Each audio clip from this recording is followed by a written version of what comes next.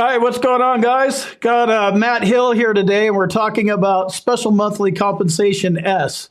So, Matt, there's two different ways you can get this. So, there's two things about this. There's housebound, and then there's this other way where you have to be 100%, and then your rate, and then you need 60% of combined ratings, right?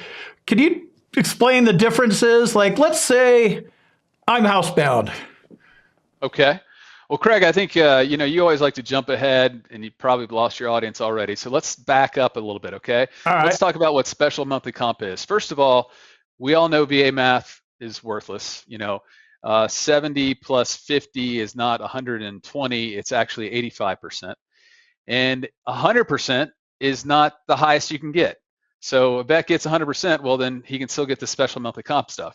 So what you're talking about, special monthly compensation S, means one of two things, as you said. The veteran has one disability either rated at 100% or rated at unemployability. So the easiest thing there would be like PTSD at 70, and he's getting IU for it. And then he has however many other disabilities that combine up to 60, and then that guy gets SMCS. And then the other way you're talking about is the housebound thing. It's where the veteran is 100% and he can't go out of the house. I mean, he can go out to go to the doctors or to the pharmacy or to go get groceries, but otherwise he's sitting in the house all day. Kind of like how you just sit in your basement all day wearing a cowboy hat. That's what I do. So couple questions. First off, so you did mention TDIU. So there actually is a strategy if you're going for SMCS. So is there a way to kind of tee it off? So like, all right, I want to use my 70% combat PTSD rating to represent the 60. And I want my tinnitus to be extraschedular TDIU or something. Do you understand what I'm saying? Is there a way to kind of separate it so you can kind of set yourself up for SMCS? I mean, you're just jumbling stuff again, so let me fix that for you. All right. So we want that 70% rating, which you were talking about for PTSD here, okay? And we want to use that to get unemployability. Hopefully you have other disabilities that are going to combine up to 60%. Now what the VA is going to do, if you go for unemployability, they're just going to say, yeah, all these disabilities together give you unemployability. And that works to your disadvantage because you don't get the SMCS. Right. VA, the basis of their rating, 38 CFR 4.1 says they have to maximize your rating. They never do this on unemployability. They'd rather put it all together. So yeah, you want to take that one disability that keeps you from working and then use the other ones to get you to SMCS. And is that like when they hook, for lack of a better term, hook TDIU on something, is that something like, would you find that in your rating code sheet or something? Or like where would you find which disability made you TDIU? Yeah, that's the first good question you've had today. And yes, that is on the code sheet. Thank you. I'm feeling kind of lawyery. Are you hiring non-lawyers? Yeah, I don't know. They got to pass a background test. I don't think so. Yeah, got to pass a background test. Yeah, I wouldn't pass. So yeah, the IU should be associated with a specific disability. And then on the code sheet as well, you'll see lower under there that the veteran's getting special monthly compensation S. Oh, okay, at the bottom part. I gotcha. Yeah. Yeah. All right. The housebound part. So this is written into the law, but like, have you ever argued this? Like, I'm pretty housebound myself, but you were saying like, except to go to the doctor or except to go get food.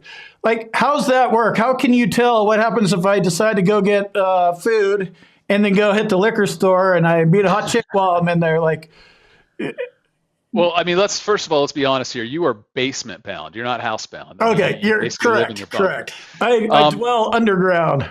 Yeah. So it has to be a necessary need for a daily living, weekly living for the vet. So the easiest ones, like we said, we're the doctor, we're grocery shopping, we're going to Walmart, or Walmart could be if you got to do those things, or Walgreens for the pharmacy.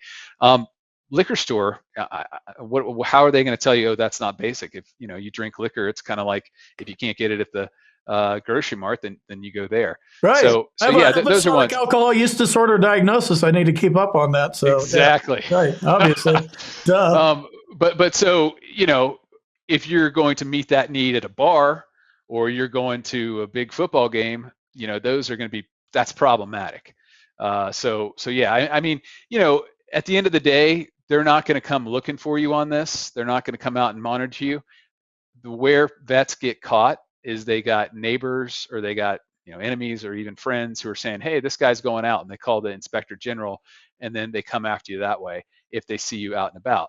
So that would be the one thing that you need to be cautious about, I'd say. What about social media? Is that becoming more, Facebook and stuff? Or have you seen veterans getting into trouble with social media posts? Well, something like this. If the inspector general, this is like, they're not ambitious. They're lazy. They're going to go on their computer.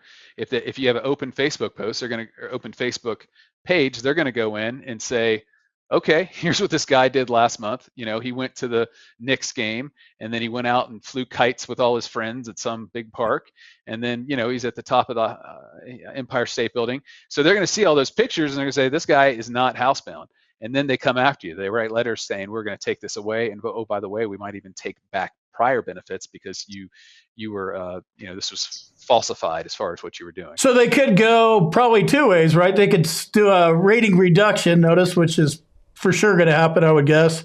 But then they could also see if they want to pursue a fraud case on you. They could. I mean, they need a lot more evidence for on a fraud case. For sure. But they could do it. I've seen it done. Right. Yep. I'm sure everything's been done.